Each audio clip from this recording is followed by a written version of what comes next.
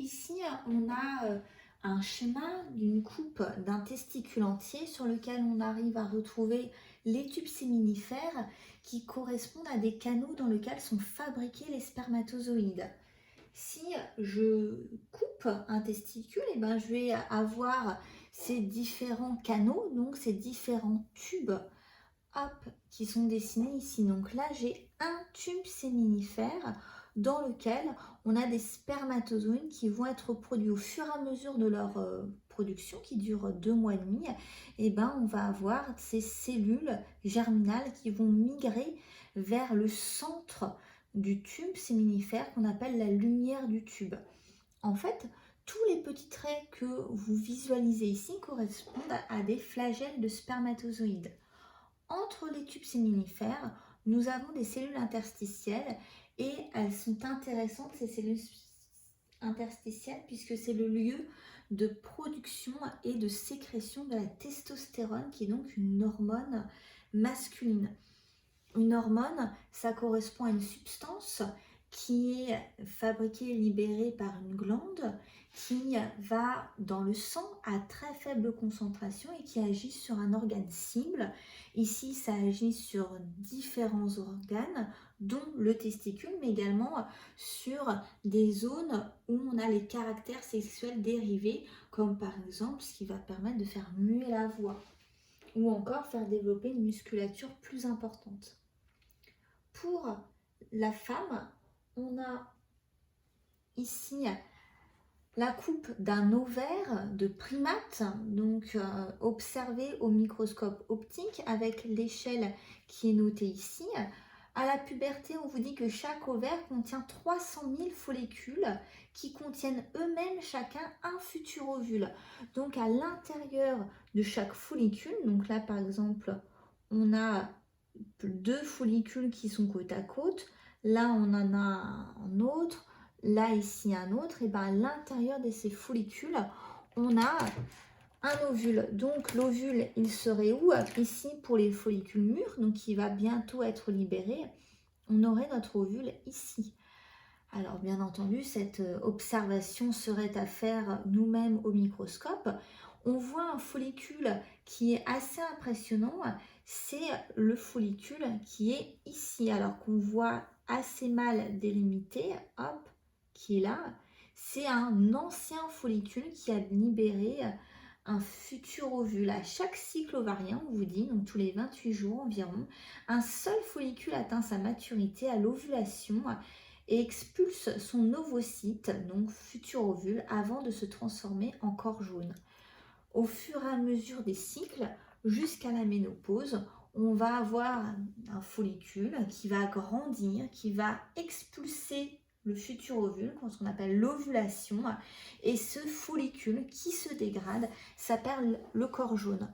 On reverra ces notions lorsqu'on étudiera le chapitre hormones et procréation humaine. L'appareil reproducteur devient fonctionnel à la puberté, certes, mais comment? Alors ce que l'on voit ici, ce sont 2 courbes. Il y a une courbe chez le garçon qui sécrète de la testostérone et une courbe chez la fille qui sécrète œstrogène et progestérone. Chez l'homme, tout d'abord, on a ici à l'enfance une concentration qui est relativement faible et constante de la concentration de testostérone. Et on voit qu'à partir d'une dizaine d'années, on a cette concentration qui augmente jusqu'à arriver, puisqu'il faut citer des valeurs, jusqu'à 600 nanogrammes pour 100 ml de plasma, qui est la partie liquide du sang. Vous avez mis en relief avec la courbe certains éléments intéressants comme le pic de croissance. Un jeune homme, lorsqu'il est en phase d'agrandissement pendant la puberté, il peut prendre jusqu'à 5 ou 6 cm par an. On a l'apparition des poils pubiens, le développement du pénis et les premières éjaculations entre 13 et 16 ans. C'est souvent lors de la nuit qu'arrivent ces premières éjaculations donc nocturnes. C'est quand les organes pelviens, donc c'est l'appareil urinaire et l'appareil reproducteur, sont dilatés. On peut avoir jusqu'à 3 à 5 érections par nuit qui peuvent aller jusqu'à l'éjaculation. Donc c'est rassurant, ça veut dire que l'appareil reproducteur fonctionne correctement. Je vous ai mis quelques petites informations intéressantes sur la vitesse moyenne de l'éjaculation qui est de 45 km/h, ou sur encore un spermatozoïde pour rejoindre l'ovocyte qui devrait parcourir donc environ 17,5 cm, soit ça serait l'équivalent de 30 km pour un humain si on rapporte à la taille.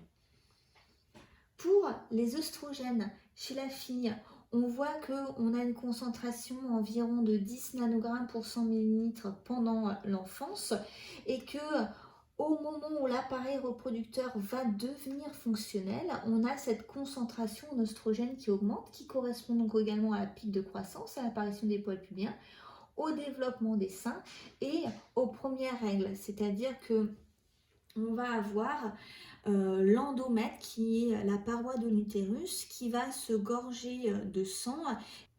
La concentration de testostérone ici va être importante à partir de la puberté, mais on voit également qu'elle l'était pendant l'enfance et plus particulièrement pendant le tout début de la vie.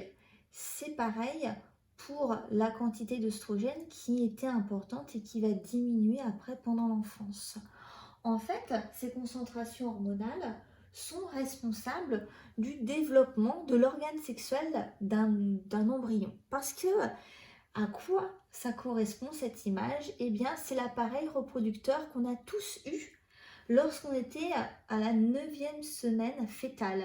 Alors, on peut se demander en observant cette image, est-ce que c'est une fille? On pourrait voir les grandes lèvres avec la vulve, ou encore un garçon avec le gland et le pénis. En fait, il s'agit des deux, c'est-à-dire que qu'on soit une future petite fille ou un futur petit garçon, eh ben, on a le même organe sexuel.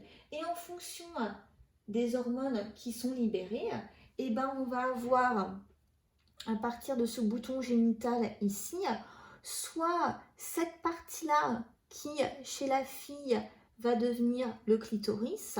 On en reparlera sur le cours concernant le cerveau, plaisir et sexualité, alors que cette partie-là va devenir chez le garçon le pénis.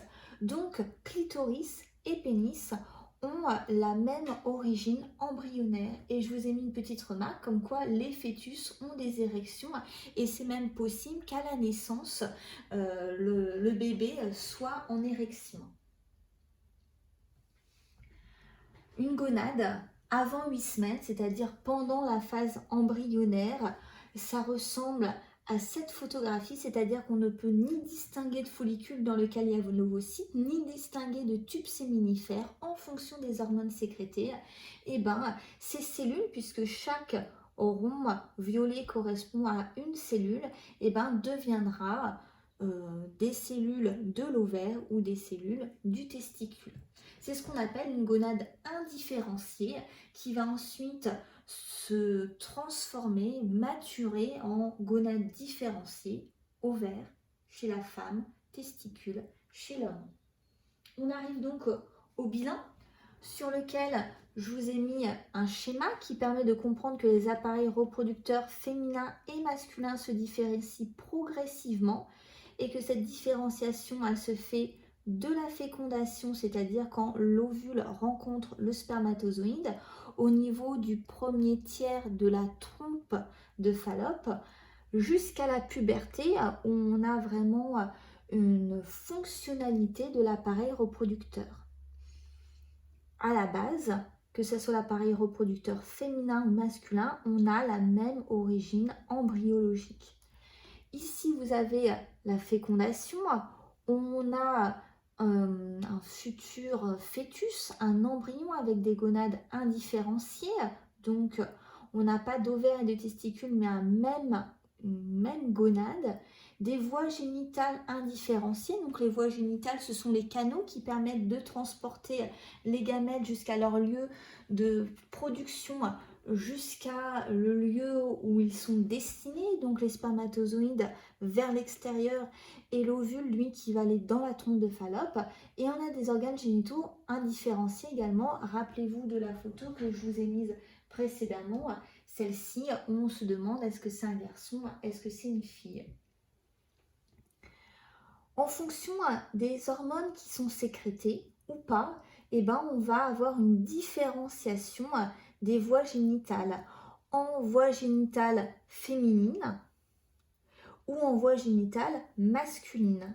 Attention, pendant le développement embryonnaire, on a juste la différenciation de ces phénotypes. Un phénotype, c'est un caractère observable, mais l'appareil sexuel n'est pas encore fonctionnel. L'acquisition de la fonctionnalité des appareils sexuels va se faire également grâce à des hormones différentes chez les hommes et chez les femmes, et c'est ce qui va permettre le développement des caractères sexuels secondaires, c'est-à-dire par exemple la formation de la poitrine chez les femmes, pour prendre un exemple différent de ce qu'on a donné jusqu'auparavant. Le bilan 1A, on voit que la mise en place de l'organisation et de la fonctionnalité des appareils sexuels se réalise d'une longue période qui va de la fécondation à la puberté.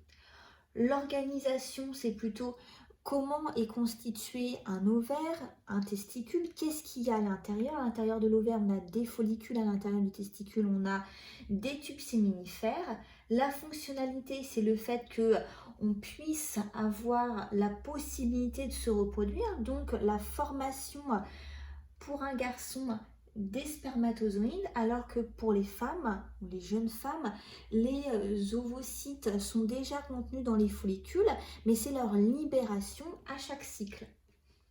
Ce qui va permettre la mise en place et la fonctionnalité, ce sont des hormones sexuelles. On a la testostérone chez l'homme, l'œstrogène et la progestérone chez la femme, qui sont responsables donc de ces phénomènes d'organisation et de fonctionnalité.